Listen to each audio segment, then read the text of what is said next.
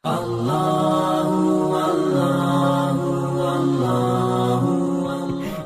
saya mau tanya, ini pertanyaan dari, saya bacakan ya, teman namanya Hervan Syah Adius. Permisi Ustadz, saya mau tanya, kalau semisal nggak Jumatan 3 kali, sudah dianggap kafir. Lantas jika wabah corona ini sampai 1 bulan, berarti kita sudah tidak Jumatan 4 kali. Nah itu gimana ya Ustadz? Baik, bagus pertanyaannya. Memang ada keterangan dalam satu hadis yang diriwayatkan salah satunya oleh Imam Abu Daud.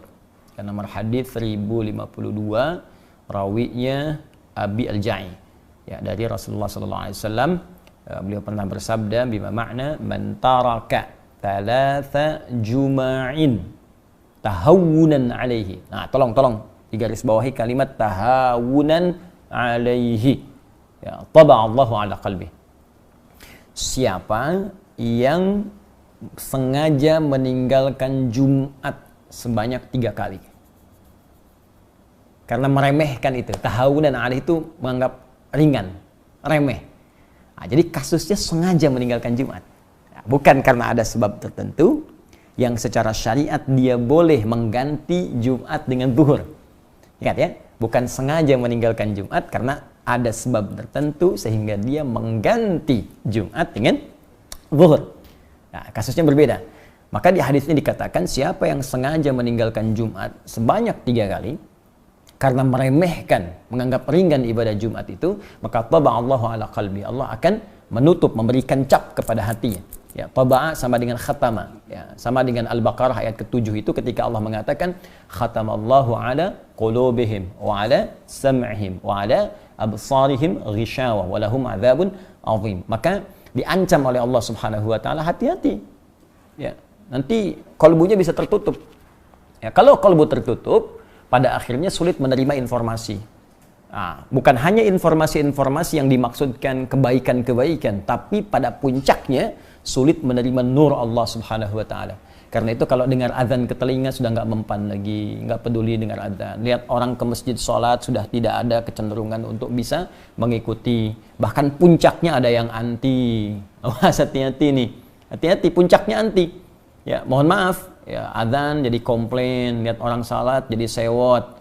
Nah, sekarang padahal ada tempat misalnya yang aman, ya, boleh jadi tidak ada isu virus di situ, tiba-tiba ikut komentar tutup masjidnya misalnya.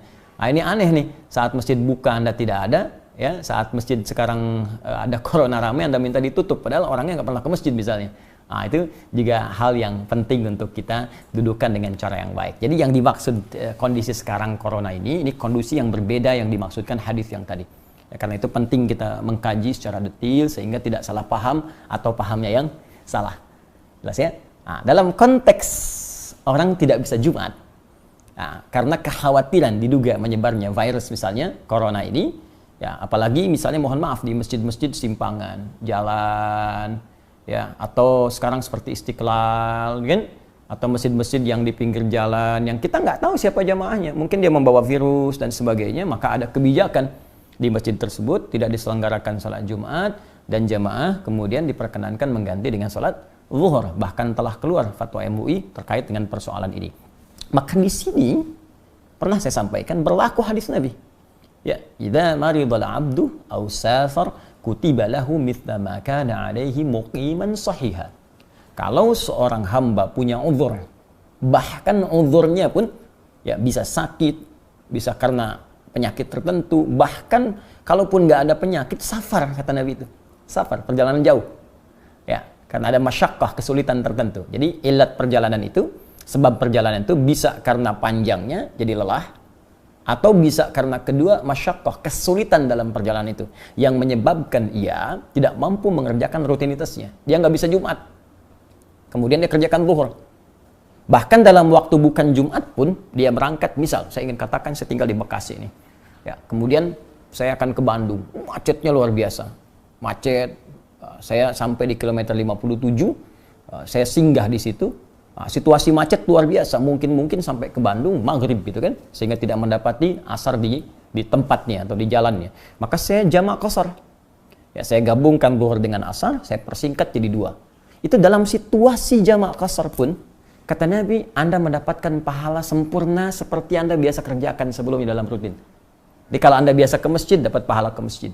Ya, dapat pahala komplit. Bahkan kalau Jumat pun Anda nggak Jumatan, Anda kerjakan zuhur, pahalanya dapat senilai Jumat.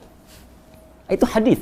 Nah, jadi ini pentingnya kita mengaji sehingga bisa menempatkan sesuatu sesuai dengan tempatnya. Jadi jangan sampai ada pembicaraan begini misal, lebih baik saya berjuang ke masjid, kalau meninggal pun sedang syahid di masjid. Anda nggak bisa pastikan meninggal di mana. Ada poin. Hati-hati, kita nggak bisa pastikan. Jangan-jangan nanti Anda ke masjid meninggalnya di rumah. Dan ke rumah bawa virus misalnya. Virusnya menyebar pada keluarga, pada anak, pada istri. Ini lebih bahaya lagi. Jadi carrier, Anda membawa nih. Jadi agen pembawa virus kepada yang lain. Nah ini penting difikirkan di dalam konteks ini. Dan Nabi telah memberikan solusi. Ya, Nabi telah memberikan solusi tentang persoalan yang dimaksudkan. Wallahu ta'ala a'lam bis